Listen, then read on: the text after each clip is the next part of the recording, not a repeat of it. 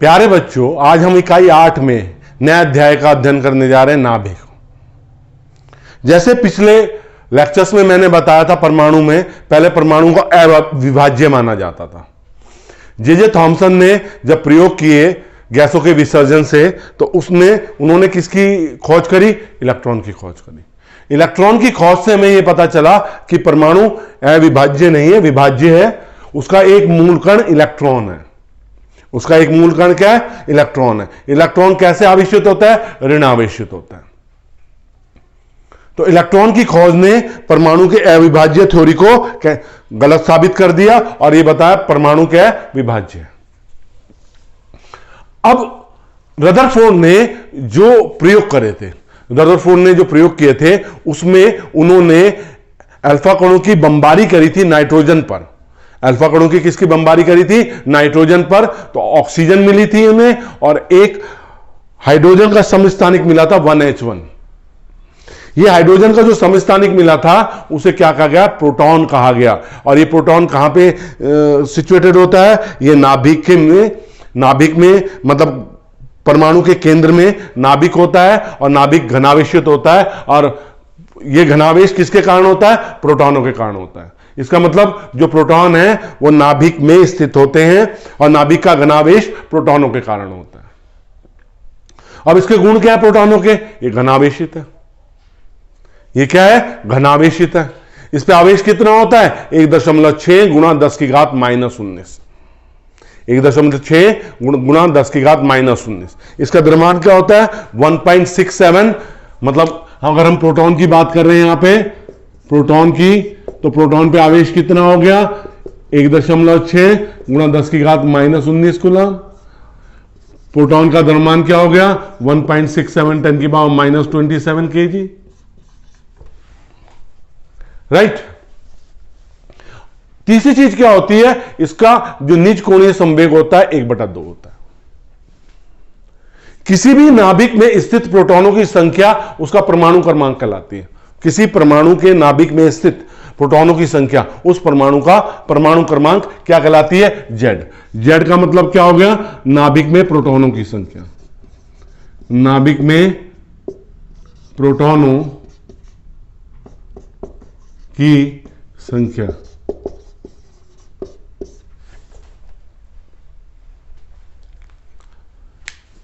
Proton क्या करते हैं? एक तत्व को दूसरे तत्व में बदल देते हैं। जब प्रोटॉन की बमबारी की जाती है तो किसी भी तत्व पे वो दूसरे तत्व में बदल जाता है। ये क्या होता है? कृत्रिम मतलब आर्टिफिशियल प्रोसेस कहलाता है। अब हम आते हैं न्यूट्रॉन पे। प्रोटॉन और इलेक्ट्रॉन की जो खोज हो चुकी थी 1902 तक हो चुकी थी। रदरफोर्ड ने बहुत खोजा। उसने कहा नाभिक के अंदर एक आवेश रहित कण जरूर होना चाहिए जिसका द्रव्यमान प्रोटॉन के द्रव्यमान के बराबर होना चाहिए, परंतु नहीं खोज पाया। न्यूट्रॉन की जो देरी थी, खोज में देरी के कारण क्या था? खोज में देरी का कारण था कि जो न्यूट्रॉन जो है वो आवेश रहित है, उस पर आवेश नहीं है।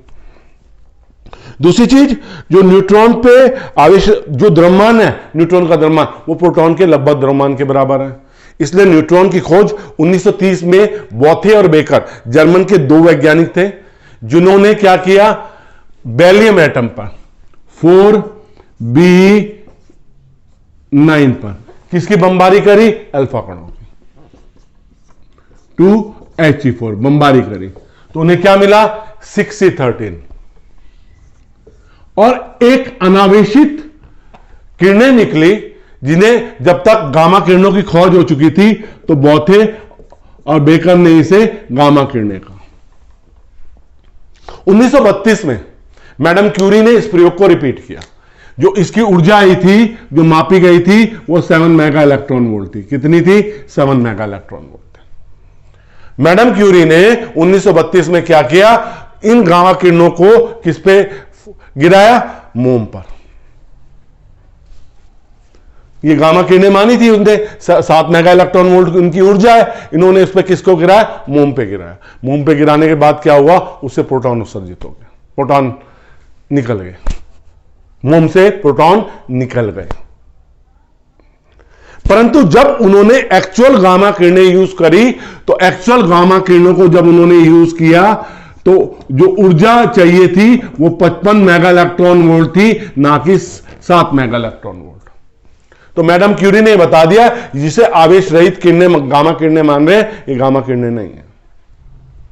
1932 में एक चैडविक एक वैज्ञानिक था जिसने यह सिद्ध किया कि ये आवेश रहित कण है, ये नाभिक जो परमाणु का मूल कण है, और इसका नाम क्या दिया उसने? न्यूट्रॉन दिया। क्या दिया? न्यूट्रॉन दिया। तो समीकरण क्या होगी फिर उसने जो समीकरण को चेंज किया? 4Be9 प्लस 2He4, इसको कहा 6C12 प्लस 0N1, इसको क्या कहा गया? न्यूट्रॉन। न्यूट्रॉन परमाणु का मूल कण है। 3 मूल कण हो गए परमाणु के, इलेक्ट्रॉन, प्रोटॉन और न्यूट्रॉन। तो एक सबसे पहला गुण, ये एक मूल कण है। इसका द्रव्यमान क्या होता है? इसका द्रव्यमान 1.675 गुणा 10 की घात -27 kg होता है इसका द्रव्यमान। आवेश इस पे क्या है? शून्य है। प्रोटॉन पे आवेश क्या है? न्यूट्रॉन पे आवेश क्या है? शून्य है। यह आयनीकरण नहीं करता क्योंकि आवेश रहित है, इसकी भेदन क्षमता बहुत ज्यादा होती है, ये नाभिक के अंदर भी घुस जाता है। इसको इसलिए न्यूट्रॉन को, जो तीव्रगामी न्यूट्रॉन होते हैं, उन्हें नाभिकीय विखंडन प्रक्रिया में यूज किया जाता है। नाभिकीय विखंडन क्या होता है? बड़े नाभिक को दो छोटे नाभिकों में तोड़ने के लिए न्यूट्रॉन का प्रयोग किया जाता है। रेडियोएक्टिव नाभिक में न्यूट्रॉन की अर्धायु 12 मिनट होती है। कितनी होती है? 12 मिनट होती है। ठीक, अब हमने मूल कणों के बारे में जान लिया। अब हम किसके बारे में जानेंगे? अब हम जानेंगे कि जो बेसिक इसमें है, परमाणु क्रमांक क्या होता है, परमाणु भार क्या होता है, राइट? क्योंकि आगे हमें परमाणु भार और परमाणु क्रमांक के आधार पर ही क्या करना है? डिस्टिंक्शन करनी है। अभी जैसे मैंने आपको बताया था, परमाणु क्रमांक क्या होता है? किसी नाभिक में स्थित प्रोटॉनों की संख्या या परमाणु के इलेक्ट्रॉनों की संख्या को क्या कहते हैं? परमाणु क्रमांक कहते हैं। पर रिलायबिलिटी किसके कारण होती है? प्रोटॉनों के कारण होती है, क्योंकि इलेक्ट्रॉन तो निकल भी सकते हैं, इलेक्ट्रॉन तो निकल भी सकते हैं, पर प्रोटॉन नहीं निकलते। तो पहली टर्म क्या आई? परमाणु क्रमांक। परमाणु क्रमांक क्या होता है?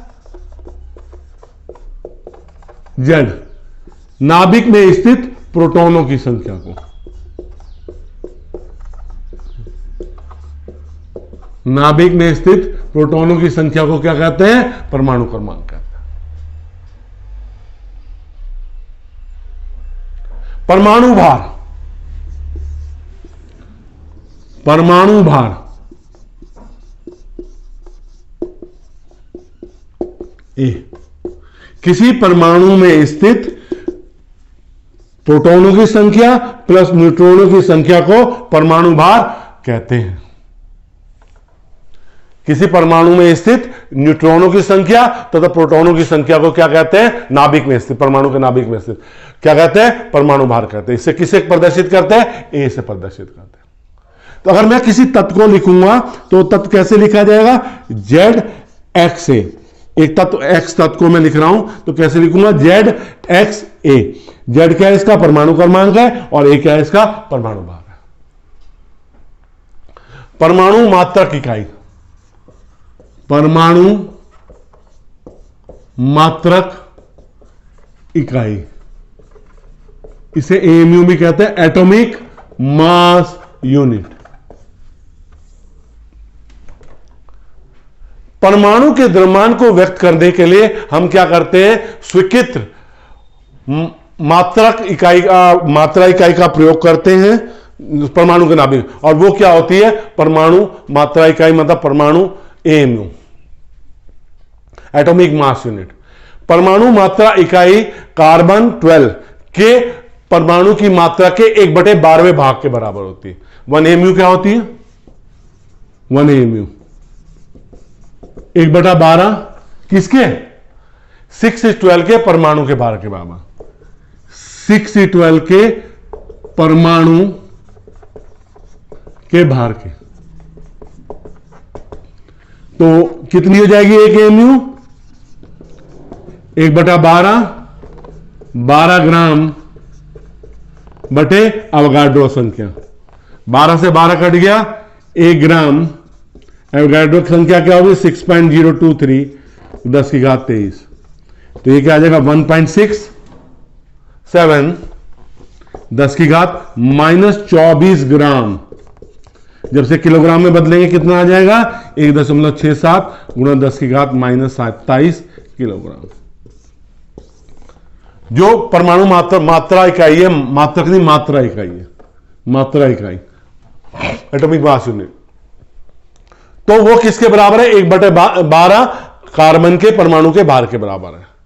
तो 1/12 कार्बन परमाणु का भार क्या होगा 12 ग्राम टोटल ग्राम है, और एवोगाड्रो संख्या से डिवाइड कर देंगे तो 12 से 12 कट गया, 1 ग्राम बटे इतना बचा, ये ग्राम में आ गया और ये इसे किलोग्राम में बदल लिया।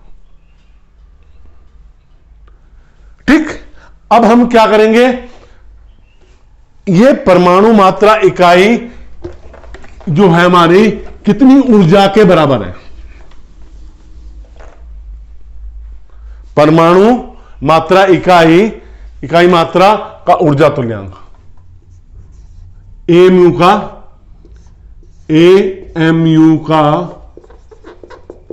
ऊर्जा तुल्यांक।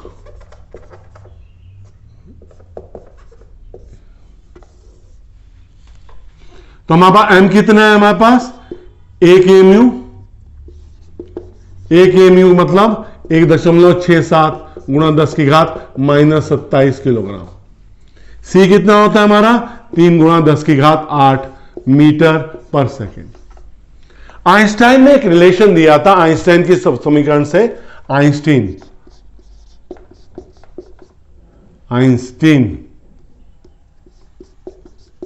की समीकरण से आइंस्टीन ने एक समीकरण दी थी, उसने कहा था E = किसके बराबर होता है mc² के बराबर होता है, डेल्टा E। ठीक है, तो m कितना हमारे पास 1.67 गुणा 10 की घात -27, 3 गुणा 10 की घात 8 का होल स्क्वायर, 1.67 गुणा 10 की घात -27, 9 गुणा 10 की घात 16 जूल। नेक्स्ट स्टेप में क्या हो जाएगा 1.67 गुणा 10 की घात -27 प्लस 16 इंटू 9 बटे 1.6 गुणा 10 की घात -19 इलेक्ट्रॉन वोल्ट। 1 इलेक्ट्रॉन वोल्ट 1.6 गुणा 10 की घात -19 जूल के बराबर होता है। तो 1 जूल कितना हो गया, तो ये कितना आ गया 931.5 गुणा 10 की घात 6 इलेक्ट्रॉन वोल्ट। कितना बचेगा 931.5 मेगा इलेक्ट्रॉन वोल्ट। एक मेगा इलेक्ट्रॉन किसके बराबर होगा 10 की घात 6 इलेक्ट्रॉन वोल्ट के बराबर। मतलब जब हमारा 1 एमयू मास मतलब 1 एटॉमिक मास यूनिट डिस्ट्रॉय होगी, मतलब परिवर्तित होगी, तो कितनी ऊर्जा मिलेगी हमें 931.5 मेगावाट ऊर्जा मिलेगी। अब हम नाभिक के आकार पे आते हैं। हमने वो ज्ञात कर, हम द्रव्यमान किसके बराबर है, हमने ऊर्जा ज्ञात कर ली, हमारी ऊर्जा कितनी है, तो आप सीधी भी लिख सकते हो 1 एमयू किसके बराबर होगा 931.5 मेगा इलेक्ट्रॉन वोल्ट ऊर्जा के बराबर होगा। अब हम आते हैं नाभिक के आकार में। नाभिक का जो आकार होता है, अधिकतर नाभिक का आकार जो होता है वो क्या होता है, गोलीय होता है। संपूर्ण द्रव्यमान क्या होता है, नाभिक के अंदर होता है, तो नाभिक का द्रव्यमान क्या होता है, नाभिक का आकार क्या होता है, गोलीय होता है। तो उसकी त्रिज्या कैसे वैरी करती है, मैं बताता हूं आपको त्रिज्या कैसे बदलती है। देखो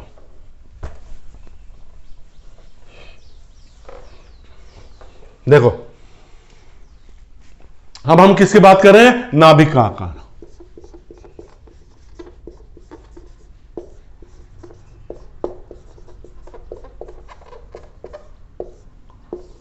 जो नाभिक का आकार है वो इस सूत्र द्वारा वैरी करता है। ए क्या है, परमाणु भार। आर नोट क्या है, आर नोट का मान जो होता है वो होता है 1.2 फर्मी। 1.2 फर्मी मतलब नियत मान है 1.2 गुणा 10 की घात -15 मीटर, ये नियत मान है। ए परमाणु भार है, त्रिज्या जो है R = R0 A की पावर 3 है। आपको किसी की पता हो आप किसी की भी गणना कर सकते हैं। परंतु कुछ नाभिक गोलाकार ना होकर थोड़े से फ्लैटेंड होते हैं, 10% विचलन हो सकता है। अब हम बात करें नाभिकीय घनत्व की। नाभिकीय घनत्व क्या होता है? नाभिकीय घनत्व, घनत्व क्या होता है? द्रव्यमान बटे आयतन।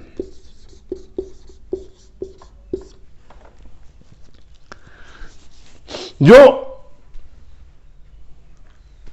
नाभिक है, हमें इसमें सिद्ध भी करना है जो हमारा नाभिकीय घनत्व है रो, ठीक है, वो किसके बराबर होगा? m/v।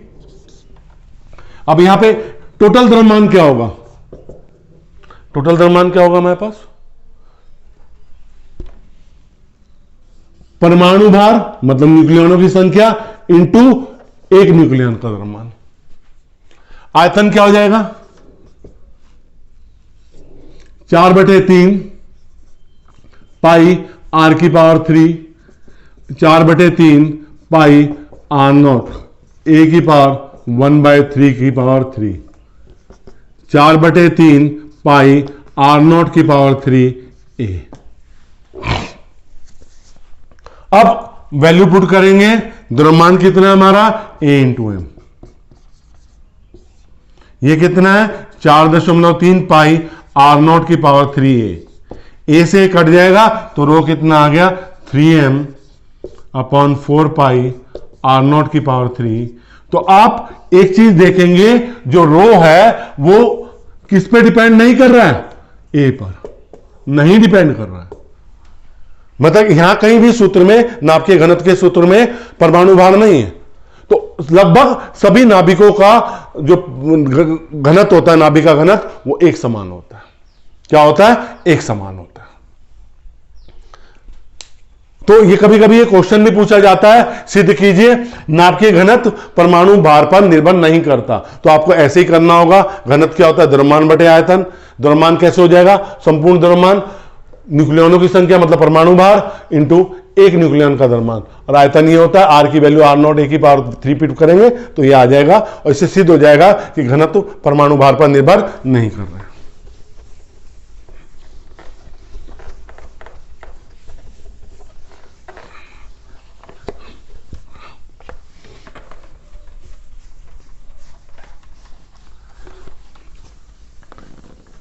अब हम तीन तरह के तत्वों की बात करेंगे। किसकी वर्गीकरण कर रहे हैं हम? नाभिकों का वर्गीकरण। हम किसकी बात कर रहे हैं यहां पे? नाभिकों का वर्गीकरण। हमारे पास तीन तरह के नाभिक होते हैं। एक होते हैं समस्थानिक, एक होते हैं समभारिक, और तीसरे होते हैं सम न्यूट्रॉनिक। सम न्यूट्रॉनिक, सम न्यूट्रॉनिक।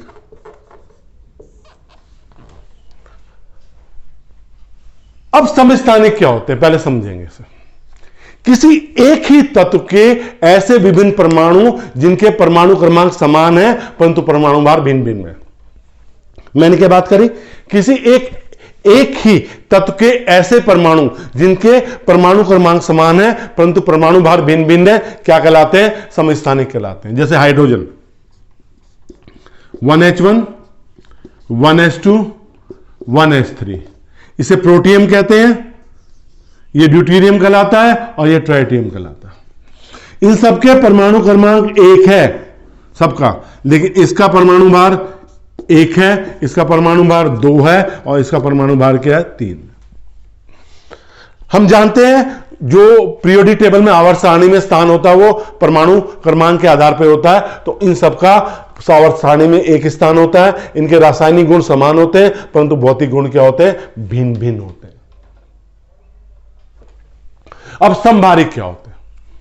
किसी तत्व के विभिन्न समस्त जो समभारिक के लिए विभिन्न तत्वों के ऐसे परमाणु, एक तत्व के नहीं, विभिन्न तत्वों के ऐसे परमाणु जिनके परमाणु भार समान होते हैं परंतु परमाणु क्रमांक अलग अलग होते हैं, समभारिक कहलाते हैं। जैसे 1s3 2he3, यहां पे परमाणु क्रमांक 1 है और परमाणु भार 3 है, यहां परमाणु क्रमांक 2 है और परमाणु भार 3 है। तो विभिन्न तत्वों के, मतलब अलग अलग तत्वों के ऐसे परमाणु जिनके परमाणु भार समान है परंतु परमाणु क्रमांक भिन्न भिन्न है, क्या कहलाते हैं? समभारिक कहलाते हैं। इनके भौतिक गुण समान होते हैं, रासायनिक गुण अलग अलग होते हैं और आवर्त सारणी में अलग अलग प्लेस होते हैं। अब आते हैं समन्यूट्रॉनिक। विभिन्न तत्वों के ऐसे परमाणु जिसमें न्यूट्रॉनों की संख्या समान होती है, क्या कहलाती है? समन्यूट्रॉनिक कहलाते हैं। इनके परमाणु क्रमांक भी भिन्न होते हैं और परमाणु भार भी क्या होते हैं? भिन्न होते हैं। जैसे 3Li7 4B8, 4B8, इसमें परमाणु क्रमांक 3, परमाणु भार 7, न्यूट्रॉनों की संख्या क्या हुई? 7 - 3 = 4। परमाणु क्रमांक 4, परमाणु भार क्या होता है? 8, न्यूट्रॉनों की संख्या क्या हुई? 8 - 4 = 4। तो समस्थानिक में एक ही तत्व के विभिन्न परमाणु जिनके परमाणु क्रमांक समान है, परमाणु भार भिन्न भिन्न है, समस्थानिक कहलाते हैं। समभारिक में विभिन्न तत्वों के ऐसे परमाणु जिनके परमाणु भार समान है परंतु परमाणु क्रमांक अलग अलग है। विभिन्न तत्वों के ऐसे परमाणु जिनके परमाणु क्रमांक भी भिन्न है, परमाणु भार भी भिन्न है परंतु न्यूट्रॉनों की संख्या क्या है? समान है, समन्यूट्रॉनिक कहलाते हैं। अब हम नाभिक की बात करते हैं। हम एक बल की बात करेंगे, हमने क्लास 11th में पढ़ा होगा, उसे कहते हैं प्रबल नाभिकीय बल। एक ऐसा बल जो नाभिक के अंदर इन न्यूट्रॉनों, प्रोटॉनों और न्यूट्रॉनों को जोड़ के रखता है, क्या कहलाता है? आपका नाभिक बल कहलाता है। नाभिक बल।